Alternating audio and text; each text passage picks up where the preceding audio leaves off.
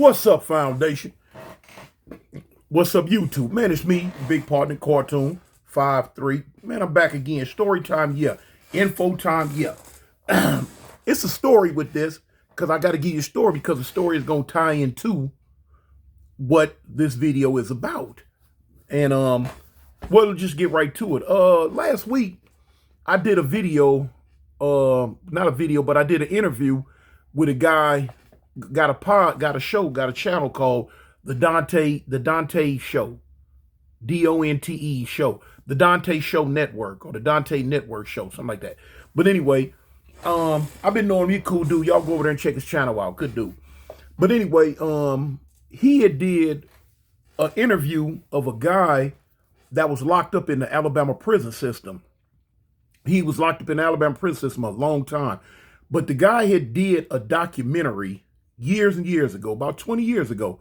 He had did a documentary about the Alabama prison system, and it was about how dudes come to Alabama prison and get turned out, how they get preyed upon, how they get turned out, and boom. In the documentary video that he was doing, he was basically giving a tutorial on how he went about turning dudes out.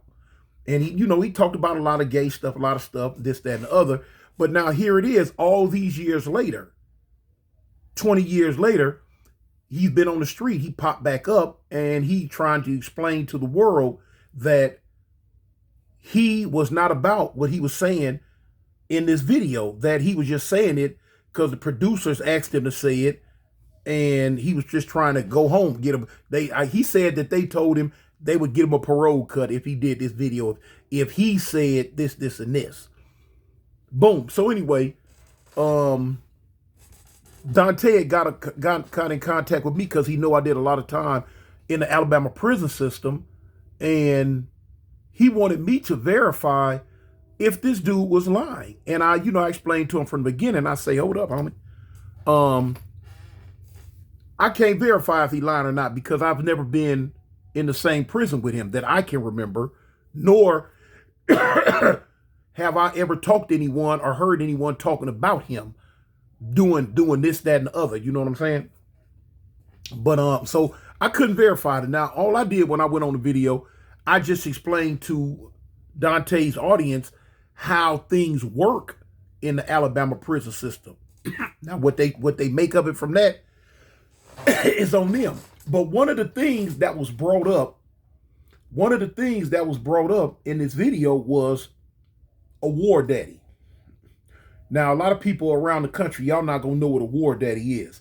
If you've done time in the Alabama prison system, everybody knows what a war daddy is. So now I'm gonna go ahead and explain to you what's the meaning of a war daddy. A war daddy is a person that's in the prison, you know what I'm saying, and he's actually taking care of somebody. He's looking out for them. You feel what I'm saying? 9 times out of 10, it's gonna be somebody with a lot of respect. You know what I'm saying?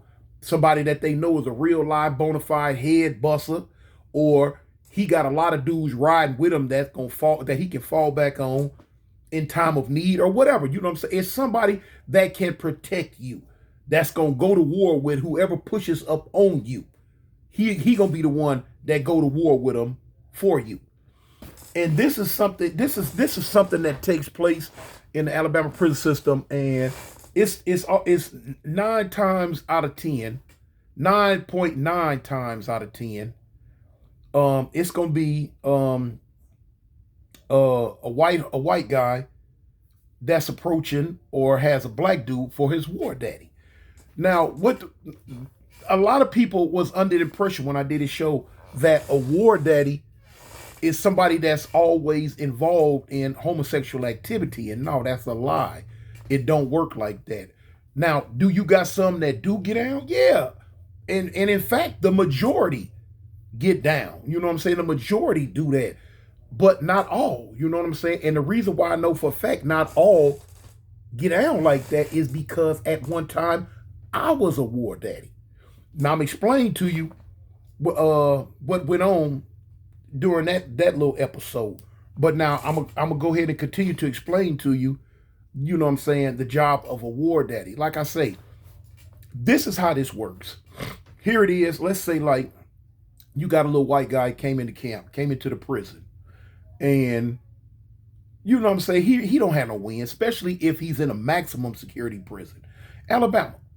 This is strictly, I'm speaking on Alabama. This is how it works there.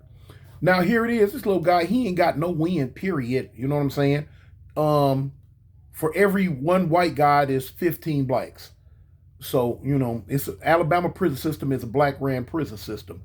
Ain't no Mexicans. Well, now it is, but back when I first came in, wasn't no Mexicans, wasn't no Asians, it wasn't nothing but black and white, you know.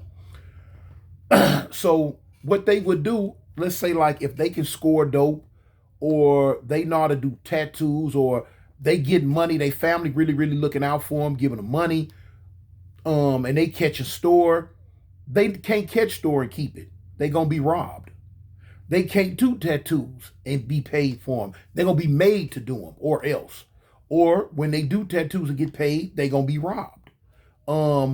They can't score no dope and think they gonna sell it. If they do score it, they gonna have to hide and don't let nobody know they got it. If dudes find out they got it, they going to be robbed. You know what I'm saying?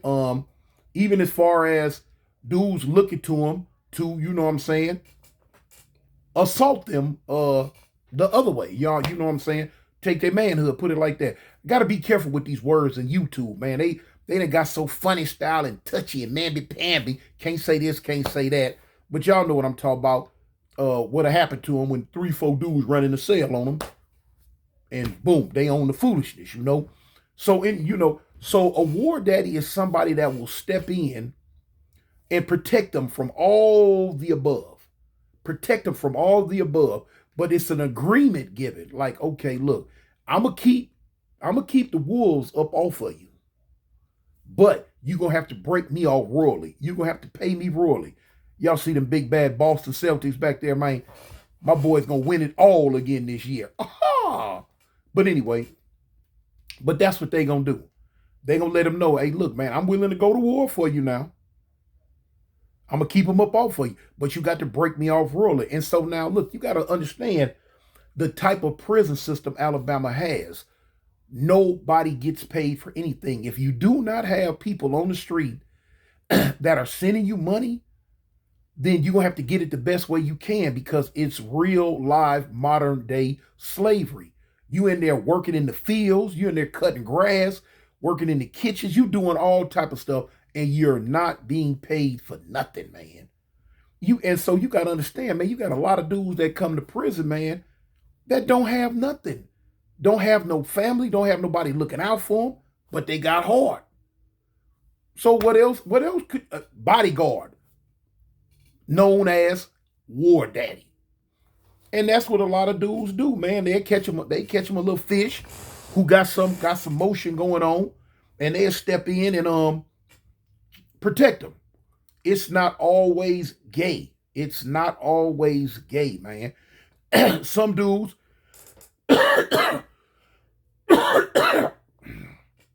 some dudes that do be on some gay stuff, they'll play war daddy just so they can trick them out their draws later on. You know what I'm saying? See that all the time. It happens all the time, man. Boom. If they into that, that's what they into. You know what I'm saying? Ain't got nothing to do with me. Then, like I say, you got a few dudes like me that's gonna just, you know what I'm saying, war daddy just to get the money. You know what I'm saying? Get the money. And it was lucrative, man. You got some of them little kids, man. They catch a stove, spinning big stoves every week. They first time in prison. Mom and daddy looking out for them, scared, don't want nobody to hurt them. You know, situations like this all the time, to the point to where, you know, you take them and put them on the phone. You talking to their mama, their daddies, their uncles, their grandparents, you know what I'm saying, their aunties, letting them know, hey, look, I got him. He cool, he's safe. Long as the money keep coming, he cool, he's safe. Ain't nothing gonna happen to him. And they be on the phone, okay, yeah, all right. You know what I'm saying? I done heard that sob cry a few times, at least 3 different times. Hey, yeah, look, he in here, got it. He's straight. Ain't gonna let nothing happen to him. But now I ain't protecting this. I ain't protecting him for free.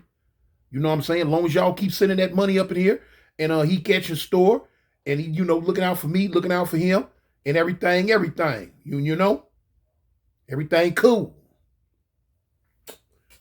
They send that money.